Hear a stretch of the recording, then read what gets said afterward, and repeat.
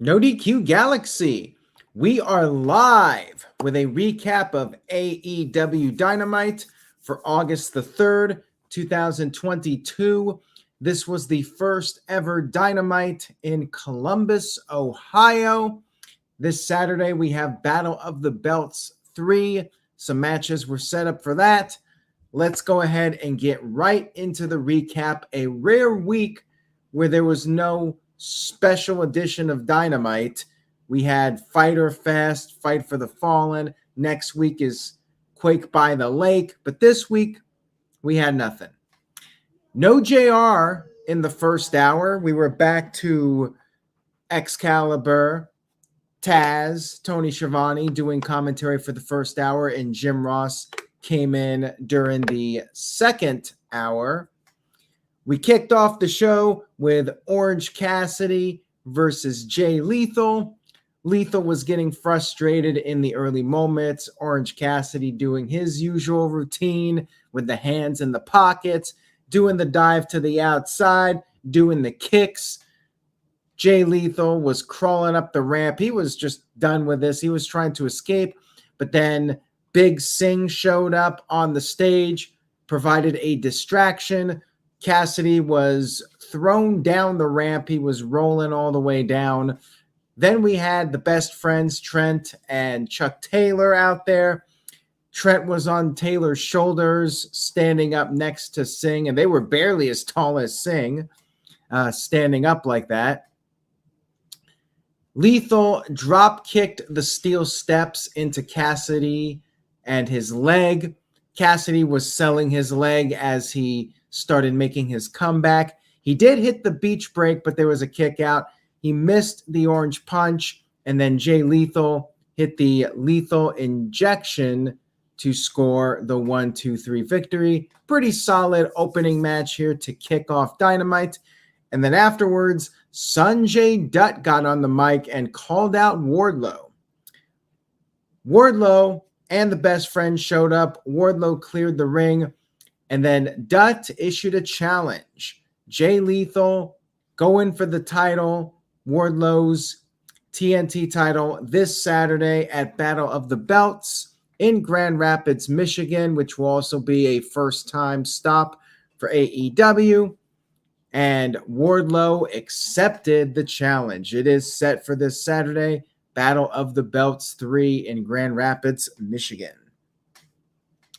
We then had the Undisputed Elite back on Dynamite, the Young Bucks along with Adam Cole, Kyle O'Reilly, and Bobby Fish. Cole talked about how it's good to be back with his friends. He's still not medically cleared. Apparently, Kyle is also not medically cleared. And Cole was talking about loyalty, brought up the Trios tournament, and then said, if the Bucks are not teaming up with him, they're not teaming up with Kyle, they're not teaming up with Bobby Fish, well then, they're not going to be physically able to compete in the tournament either. And at that point, we had the betrayal. The Undisputed Elite turning against the Young Bucks, which I think we all pretty much expected to happen at some point. And Adam Page ran down with a lead pipe to make the save. And then Adam Page helped Matt up. There was a little tease. Maybe Adam Page would be reunited with the Young Bucks. And keep in mind, Kenny Omega is apparently going to be back soon, and we'll see what happens with all this. Definitely a significant turn here. We have the Undisputed Elite officially breaking away from the Young Bucks. Young Bucks going face. Figured this was bound to happen. So good angle here, and we'll see when Kenny Omega shows up. We'll see what the bracket's going to be for the upcoming Trios tournament. Will Adam Page still be aligned with the Dark Order? That all remains to be seen. We had Jon Moxley cutting a backstage promo and said he doesn't care who wins the main event between Chris Jericho and Wheeler Yuta. The winner of the main event going on to next week. So basically, if Wheeler Yuta was to defeat Chris Jericho, he would get Jericho's world title match against Moxley on next week's show. We had a clip from earlier in the day where Christian Cage was being interviewed, and Jungle Boy attempted to run down Christian. He sped into the building in a car, and officials had to escort him away. Yeah, attempted vehicular homicide right here on Dynamite. We had ThunderStorm versus Britt Baker and Jamie Hayter. And don't freak out here. This actually took place at 8:30 Eastern. Almost a full hour earlier than usual. They finally changed it up. It's about damn time. We finally got the women's match on at a different quarter hour on Dynamite. Anyway, this was a good match. Things quickly broke down with the four of them. Crowd was very much into this. They were doing the dueling chants. ThunderStorm was doing pretty well, working together, but then Britt Baker took a cheap shot from the apron, which gave her team the momentum. And once ThunderStorm started to get back into it, Rebel got on the apron. Britt Baker raked the eyes of Thunder Rosa and then hit Toni Storm with an avalanche air raid crash. Jamie Hayter tagged in. All four women were back in the ring again. Crowd was chanting, "This is awesome." And ThunderStorm did some dueling suplexes. And then Toni Storm started going back and forth, running from corner to corner, doing these hip attacks. And then Britt Baker managed to grab Thunder Rosa and use her as a shield. Toni Storm ended up crashing into Thunder Rosa, I should say. And then Jamie Hayter scored the pinfall victory over Toni Storm. I'm a little surprised by this because they're already teasing dissension now with ThunderStorm with the miscommunication. But hey, this is a singles division, not a tag team division. And at the end of the day, you gotta build up the drama with different people going for the women's championship. So this was a good match. And hey, Jamie Hayter picks up a win. I was not expecting that. Good for her. We had a little vignette with Sammy Guevara and Ty Conti. They're getting married soon. Eddie Kingston basically cut off the video and said nobody cares and talked about how he has a contract to face Sammy Guevara at All Out and hopes that Sammy will sign the contract. Well, hey, looks like now Eddie Kingston can finally get a pay-per-view win. I mean, he won at Revolution, but pretty much lost the feud to Jericho. So I guess now this is a little consolation prize where he can beat Sammy Guevara at All Out. Good for him, I guess. We had Taz letting us know that Team Taz is officially no more. He wishes everyone the best after all the drama last week with Will Hobbs betraying Ricky Starks. Taz doesn't want any part of this drama, so he's breaking up the faction. And then we had Will Hobbs coming down to the ring for a squash match. He won in very quick fashion. Afterwards, Ricky Starks ran down. There was a brief brawl, but Will Hobbs got the better of him and laid him out with the spine buster. I'm a little surprised that Starks got his ass kicked here, basically, but they're really trying to push Will Hobbs as a monster.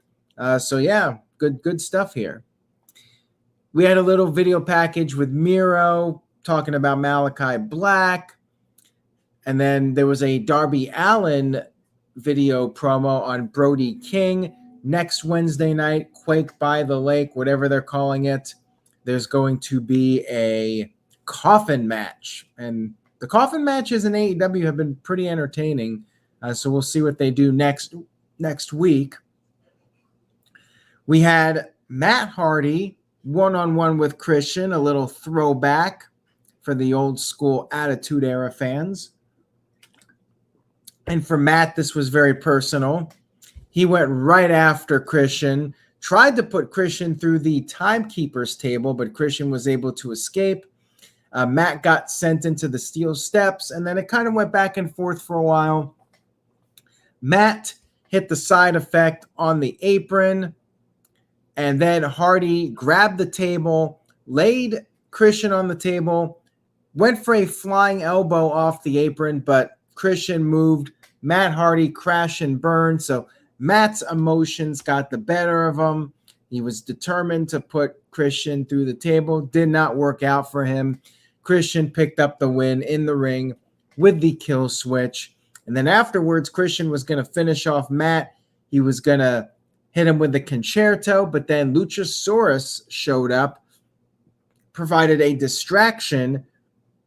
Jungle Boy, who apparently was not arrested for attempted murder or attempted vehicular homicide, he attacked Christian, but Christian managed to escape. And Jungle Boy was wearing a Christian is a pussy t-shirt. So there you go. Jungle Boy still on the hunt to try and get revenge on one Christian Cage. We had a little backstage promo from Daniel Garcia coming off his win over Bryan Danielson last week. Said it's the biggest win, not just in his career, but the biggest win in AEW history. He said he's the Dragon Slayer and he is the greatest technical sports entertainer in the world. We had a backstage promo from the JAS. Anna Jay ended up choking out some ring attendant or somebody in the backstage area, production guy. Then we had a tag team dumpster match. We had the Gunn Club versus the Acclaimed. The Acclaimed attacked Billy Gunn on the stage, and then they grabbed the trash cans, beat up the club with the trash cans. Then Max finally did his freestyle promo, and the line of the night, he said that the Ass Boys are going to retire just like Vince McMahon. The crowd, of course, oohed and awed that line, making the reference to Vince's retirement. And then we had our match. The Gunn Club got the early upper hand. They powerbombed Bowens into the dumpster. They got Caster in, but before they could close the lid, Caster was able to get out at the last second. Bowens ended up being thrown off the dumpster onto a pile of trash cans. Then all four of them started fighting on the stage. Bowens got laid out on a table, and Austin Gunn climbed up the entranceway. But then Bowens was able to get off the table, and Austin Gunn was wondering what to do next. And all of a sudden, Max Caster showed up right behind him. Max Caster threw Austin Gunn off the top of the entranceway all the way into the dumpster. And then you had Colton Gunn laid out on the table. Max Caster did the big mic drop elbow, and then Colton was thrown into the dumpster. Lid was shut. Acclaimed were declared the victors. This was a fun match. I really enjoyed it. We don't see dumpster matches that often. Of course, there was the famous WrestleMania 14 one. And then we even got the angle, a recreation of the angle that led up to that WrestleMania match. You had the Acclaimed pushing the dumpster off the stage. You had a nice little crash pad down there. It was kind of a a nasty bump. I don't know if the Acclaimed, I would presume they got out of there and there was a trap door or something, but that bump looked brutal. Basically, the dumpster flipped completely over. I mean, even with a crash pad, like that would really hurt somebody, I would think. And Jim Ross was not nearly as angry as he was in that 1998 angle when Cactus Jack and Terry Funk were pushed off the stage by the New Age Outlaws. Back then, Jim Ross was like, there's people in there, damn it. But now he's just like the Acclaimed, getting some payback on the Ass Boys. Although, when you think about it, the New Age Outlaws did that horrible thing all those years ago, and Billy Gunn paid for it. His boys got the same thing. What goes around comes around. So yeah, I thought that was a fun little reference callback to that. And yes, even JR doesn't care about the Ass Boys. We then had our main event of the evening. We had Chris Jericho versus Wheeler Yuta. Winner gets to face Moxley at Quake by the Lake next week. And you had the JAS members out there, 2.0. Claudio came down to even the odds.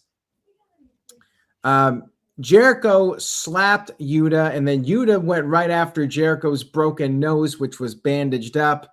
And the JAS tried to interfere, but the referee ended up kicking them out. Claudio shooed them away, and it was just one-on-one in the ring. Yuta did some rolling Germans, but then Jericho got the walls of Jericho on. Yuta got to the rope. Jericho started arguing with the referee, and that's when Yuta took advantage. Yuta did like 3 tope suicidas outside the ring, and Jericho, in desperation, tried to grab his bat. And as he did that, the referee grabbed the bat. Jericho hit a low blow, went for the Judas effect, but missed.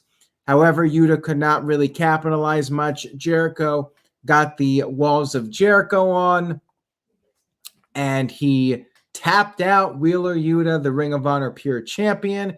Jericho keeps his title match for next week's show. And then Jon Moxley showed up because Jericho would not let go of the hold. And Jericho got on the mic and said that Moxley opened Pandora's box, and next week he is going to stretch the shit out of Jon Moxley. And that was Dynamite, everybody. Good show, entertaining show. I really enjoyed the dumpster match. Main event was solid. I mean, pretty much everything on the show was solid. It was an entertaining 2 hours. Women's match was good. Women's match. Hardy and Christian was good. Everything was good. Very solid show this week. Definitely a recommend. And I would say absolutely watch the dumpster match. That was a lot of fun. And that's all I got for Dynamite this week. I hope you guys enjoyed the recap. If you did, please give it a thumbs up. Tell a friend. Spread the word about NoDQ.com. And remember, say yes to No DQ. And I will see you all next time. Take care, everybody.